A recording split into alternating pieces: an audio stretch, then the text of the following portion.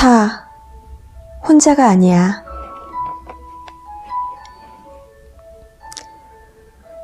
편안한 당신이 그립다. 당신은 편안히 곁에 두고 이야기할 누군가가 있나요? 내 마음을 속이지 않고 진솔하게 이야기할 수 있는 누군가가 지금 떠오르나요? 우리는 많은 사람들과 정보 사이에서 바쁘게 살아가고 있지요. 허무맹랑한 글들이 난무하고 안팎으로 오르내리는 이슈들도 금세 사라져버리는 시대를 살지요. 조금은 천천히 돌아서 가며 진실하게 서로를 마주보고 이야기하는 시간이 줄어들고 있습니다. 목소리를 직접 듣는 것보다 문자 메시지를 더 편하게 여기는 그런 시대.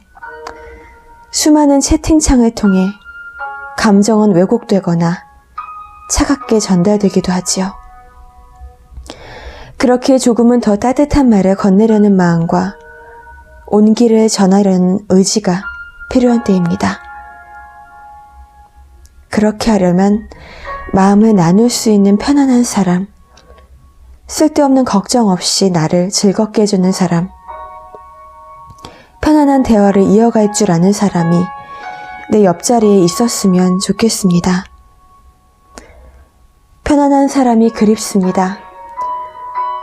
정다운 목소리로 오랫동안 즐겁게 이야기할 수 있는 사람, 서로의 생각을 존중하며 유쾌하게 나의 마음을 전할 수 있는 사람, 기다림이 설레고 만나면 유쾌한 사람, 따뜻한 온기를 차 한 잔으로 나눠 마시며 세상 걱정은 날려버리고 끊어지지 않는 인연의 끈으로 엮인 서로가 즐거울 수 있는 사람, 유유히 흘러가는 강물처럼 변하지 않는 자연스러움을 지닌 그 사람이 그립습니다. 기억을 더듬어 보면 나를 편안하게 해주던 사람들은 많았습니다. 정작 내 마음의 준비가 되어 있지 않아 인연의 끈을 놓아버리기도 했고 스스로 벽을 만들어 상대의 호의를 거절해 차가운 사람으로 비쳤던 적도 있었습니다. 내가 먼저 편안한 마음으로 다가갔다면 수없이 지나쳐간 사람들에게 따뜻한 사람으로 기억되지 않았을까 하는 후회도 생깁니다. 지난 일은 뒤로 하고 이제부터라도 나의 진정 어린 모습을 보여주려 노력해야겠지요. 하지만 지금 내 주위 사람들에게 편안함을 나누어 주기에는 세상이 가끔 차가운 것을 느낍니다. 내 마음을 글자 하나하나에 정성스럽게 담아 채팅창에 올렸을 때 나의 마음과 정성이 온전히 닿을 수 있을까요? 분명 글자로 내 진심을 다 표현하기에는 한계가 있습니다. 내 옆자리에서 잔잔한 웃음을 띠며 나의 이야기를 들어줄 누군가가 필요한 시간입니다. 그래요. 우리는 너무 많은 것을 잃어가고 있어요. 세상이 빠르게 흘러가면서 느림의 가치들이 사라지고 있어요. 조금은 느려질 필요도 있을 거예요. 손으로 꾹꾹 눌러 쓴 편지가, 공원에 앉아 이야기를 나눌 수 있는 여유가, 주위 풍경을 둘러볼 수 있는 마음이, 상대의 속도에 맞춰 걷는 배려가 우리에게 필요할지도 몰라요. 그 느림이 누군가에게는 편안함으로 다가오겠죠. 서로에게 편안한 사람이 되어 그리움이 설렘으로 바뀌겠죠. 걱정의 이유.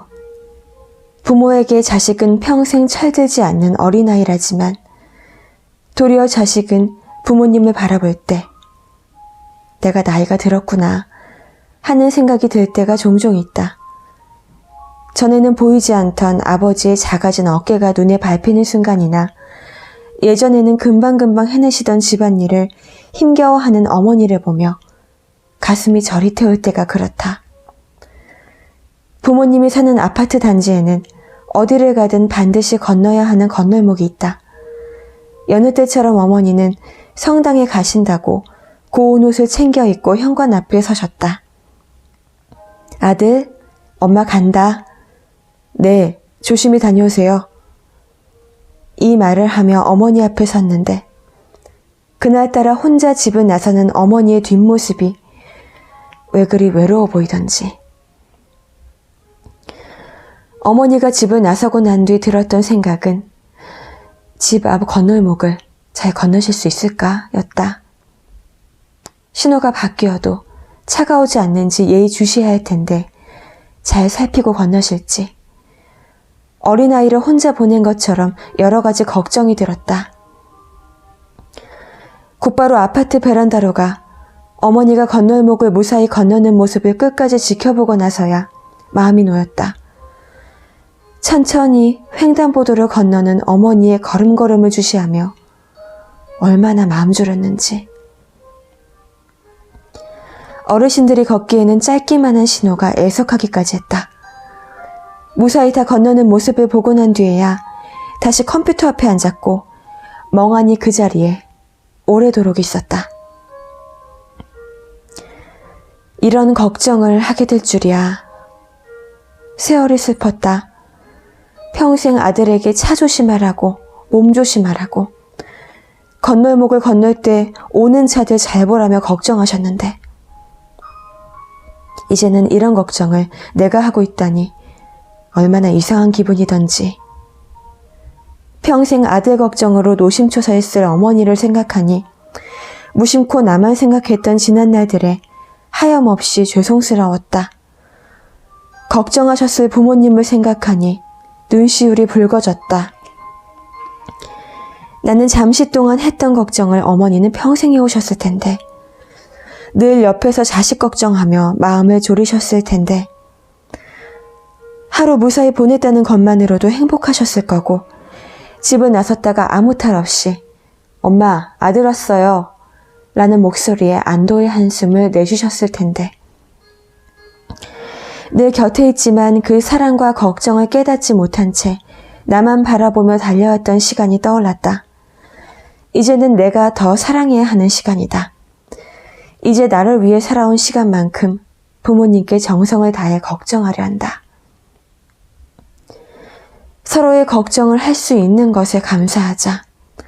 아무 탈 없이 하루를 보내고 마주할 수 있는 것만으로도 행복해하자.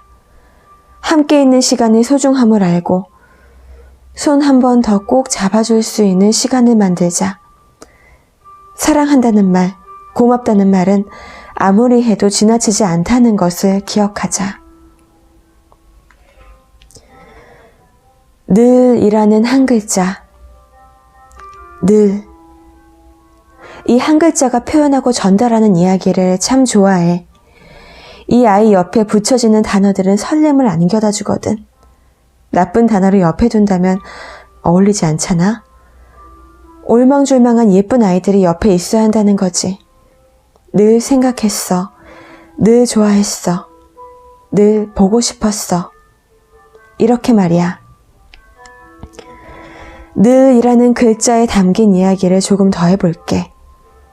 내가 너와 만나고 헤어지고 또다시 만나기 전까지의 모든 시간이 이 단어 속에 포함되어 있어. 널 다시 만났을 때 늘이라는 말을 건넸다면 넌 나와 함께하지 않았더라도 언제나 내 머릿속 한 구석을 차지하고 있었다는 의미지. 내 시간 속에서 함께 존재하고 있었던 거야. 밥을 먹을 때도, 걸을 때도, 잠시 딴 생각을 할 때도. 그렇게 머릿속에 너가 조용히 나와 함께 시간을 보내다가 눈앞에 너를 마주했을 때 비로소 나는 늘이라는 말을 완성하게 되지. 마치 넌 항상 내 마음속에 있어 라는 말을 한 글자로 줄인 것 같아. 그래서일까? 늘이라는 말을 하면 넌 항상 아이처럼 활짝 웃었지. 이제 너도 이 한 글자가 가진 힘을 느끼나 봐. 누군가에게 널 늘 생각하고 있었다는 말을 듣는 것도 행복이겠지만 너도 너가 생각하고 있는 그 사람에게 이 말을 건네보는 건 어때? 그러면 그 순간은 행복한 어린이날 같을 거야.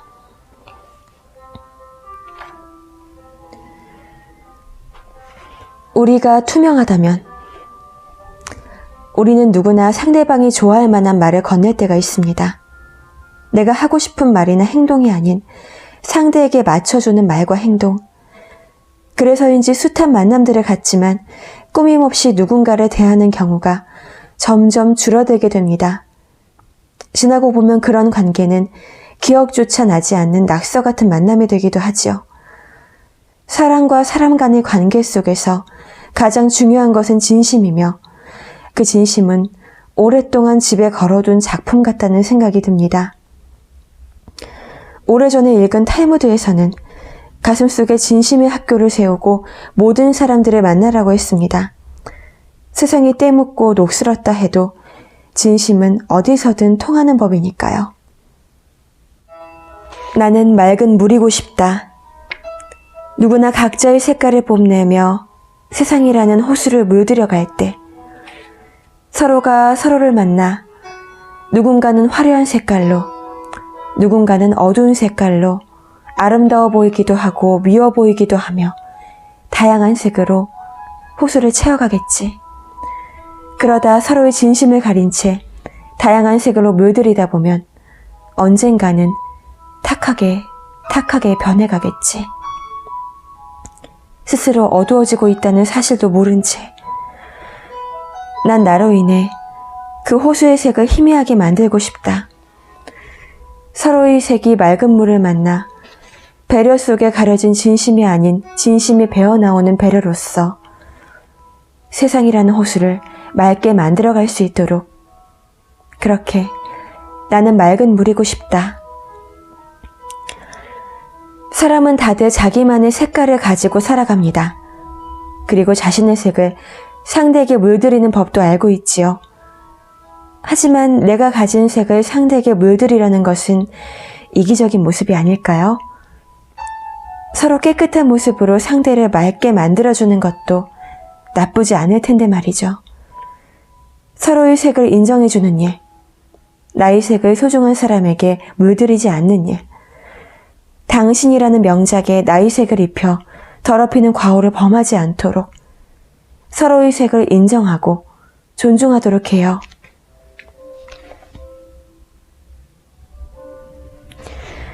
인생이 다가올지도 몰라.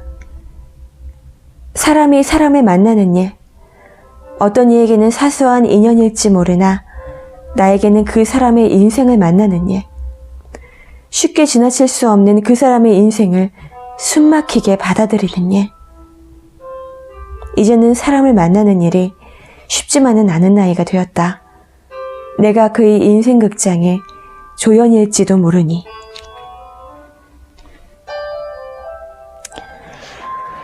거절이 필요한 순간, 상대방의 부탁을 거절하는 일, 참 어렵지요. 학교 선배일 수도, 친한 친구일 수도, 직장 상사일 수도 있는 사람들의 부탁을 거절하는 건 더더욱 어려운 일입니다.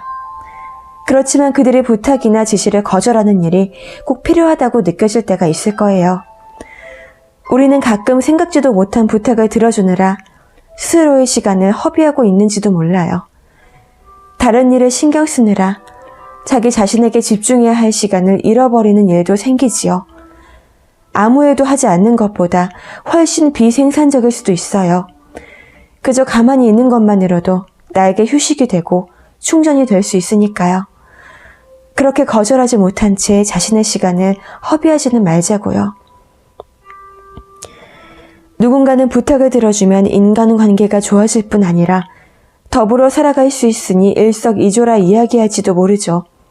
하지만 중요한 건 주위 사람들만을 위해 지내다 보면 나를 위해 사는 법을 잃어버릴 수도 있다는 거예요. 상대방의 부탁 덕분에 두 사람 사이가 더 돈독해지기도 하지만 그 부탁 때문에 온전히 나 자신만을 위한 시간과 기회가 줄어들 수도 있다는 점 생각해 볼 수 있으면 좋겠어요. 지나친 허용은 스스로를 힘들게 만들기도 하니까요. 솔직해지세요. 남들에게 착한 사람으로 보이려고 애쓰지 마세요. 사랑과 관심을 받고 싶어 혹은 미움받고 싶지 않아 나를 잃어버리지는 마세요. 싫으면 싫다고, 어려울 땐 어렵다고 말하세요. 거절할 줄 아는 용기로 당신의 삶을 온전히 되찾아 가세요.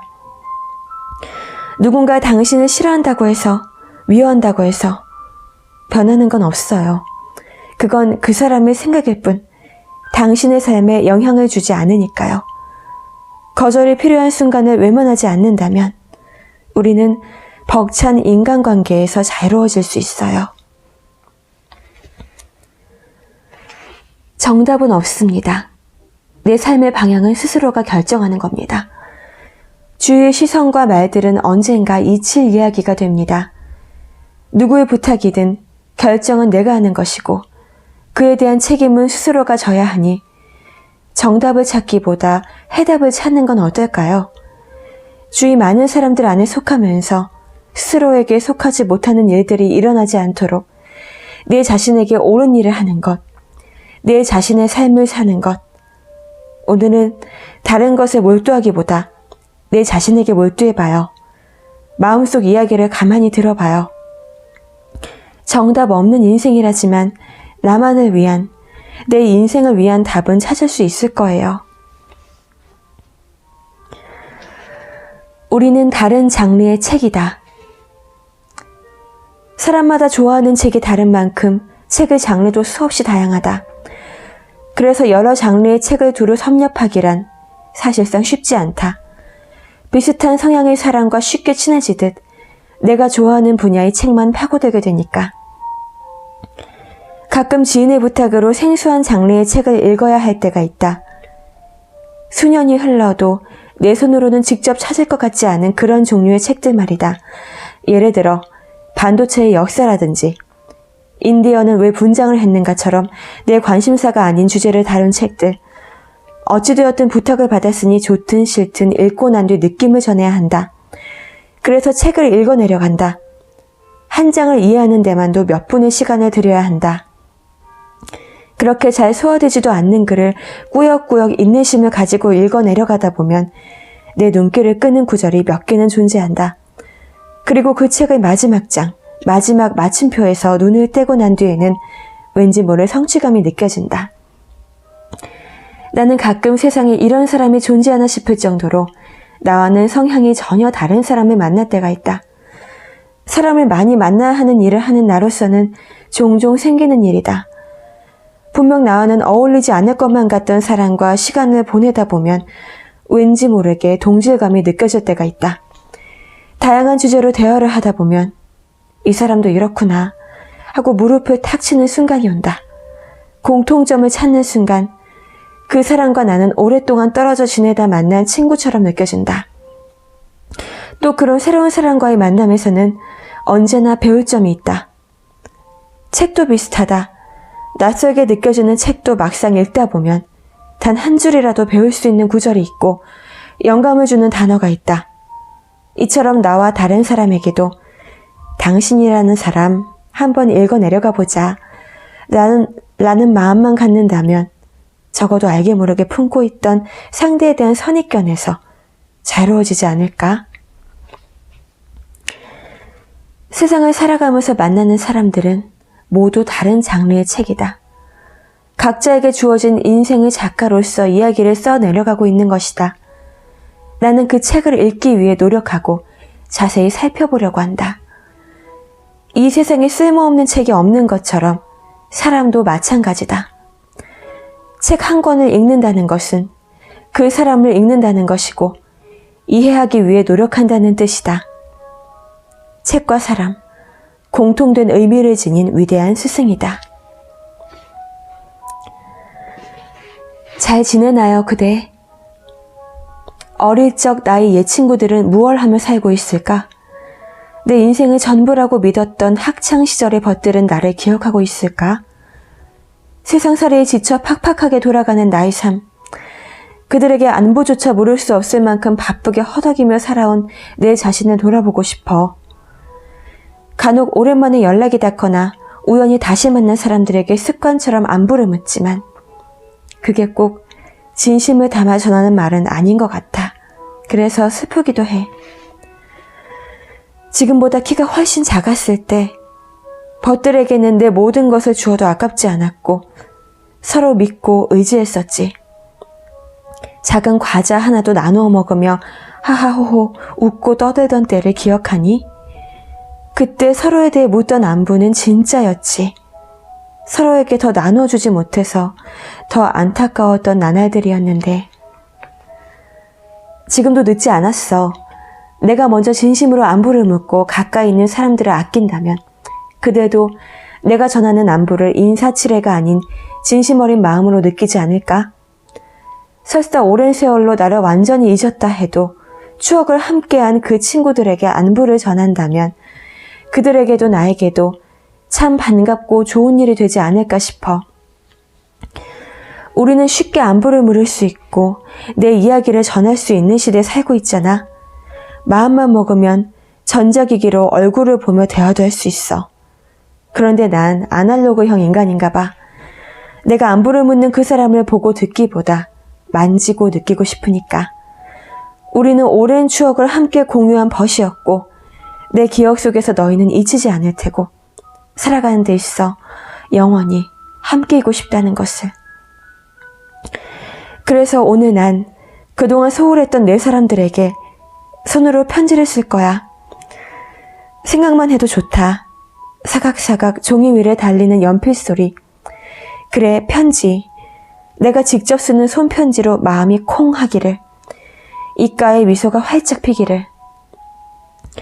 한때 나의 전부였던 우리였지만 이제는 만나기도 어려운 곳에서 서로의 안부만을 묻고 산다 해도 참으로 기분 좋은 일이 아닐 수 없어. 왜 이렇게 편지 하나 쓰기조차 어렵게 된 건지. 누구의 탓으로 돌리기에는 변명으로만 들릴 것 같아. 그냥 지금까지의 모습은 이해할 수 있는 나이가 되었으니 조금만 너그럽게 서로를 바라보기로 하자.